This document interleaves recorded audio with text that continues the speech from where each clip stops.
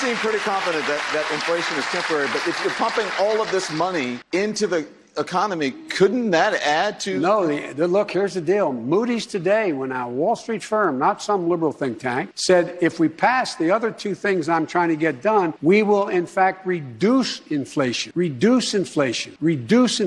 raising confidence in elected officials, raising confidence. And I know this is going to sound like a non-answer to you, but part of this is that you know because you're one of the most informed journalists in the country. You know the criticism I got by saying I want to unite the country.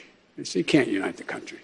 Well, if we can't unite the country, we can never get some of these problems solved. I think it really is a matter of people deciding now that they have opportunities to do other things, and there is a shortage of employees. People are looking to make more money and to bargain. And so I think your business and the tourist business is really going to be in a bind for a little while. One of the things, we're ending all those things that are the things keeping people back from going back to work, et cetera. It'll be interesting to see what happens. But my gut tells me that part of it relates to, you can make a good salary as a waiter or waitress. One of my sister-in-laws of 5 sisters, makes a very good salary. She works in Atlantic City. That's where she's from.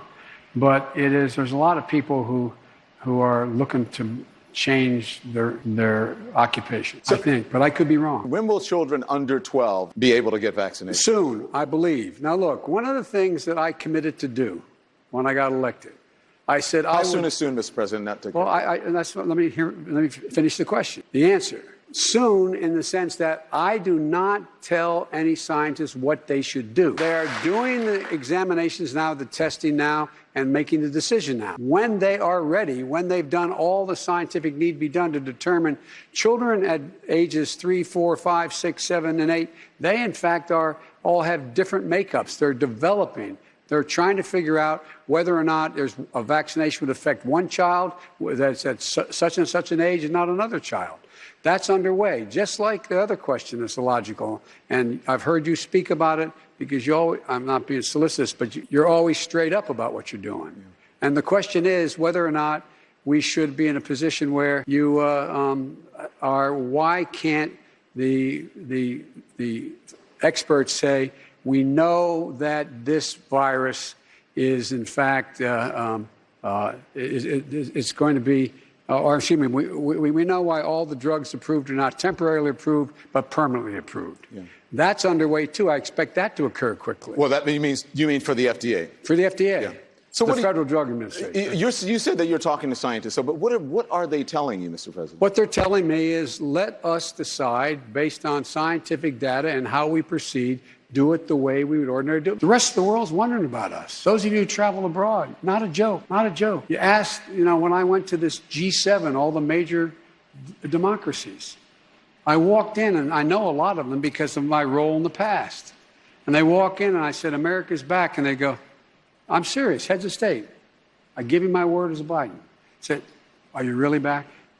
I mean, how can we believe you, Joe. But will the country ever get it together? What difference is that if you hold the floor for, a day or a year? What difference does it make? Here's the thing for me. You talked about people, and this is important for people who look like me.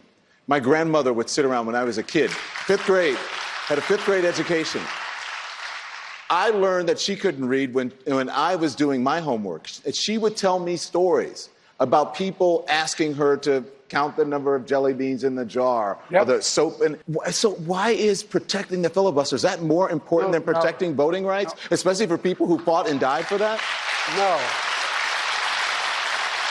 it's not. I want to see the United States Congress, the United States Senate, pass S1 and S4, the John Lewis Act, get them to my desk so I can sign them. But here's the deal. What I also want to do, I want to make sure we bring along not just all the Democrats, we bring along Republicans who I know better. They know better than this. And what I don't want to do is get wrapped up right now in the argument whether or not this is all about the filibuster or, look, the American public, you can't stop them from voting. You tried last time. More people voted last time than any time in American history in the middle of the worst pandemic in American history. And one last thing. We don't talk enough to you about this, I don't think. One last thing that's really important is we're not in a position where we think that any virus, including the Delta virus, which is much more transmissible and more deadly in terms of unvaccinated people, the various shots that people are getting now cover that. You're okay. You're not going to get COVID if you have these vaccinations.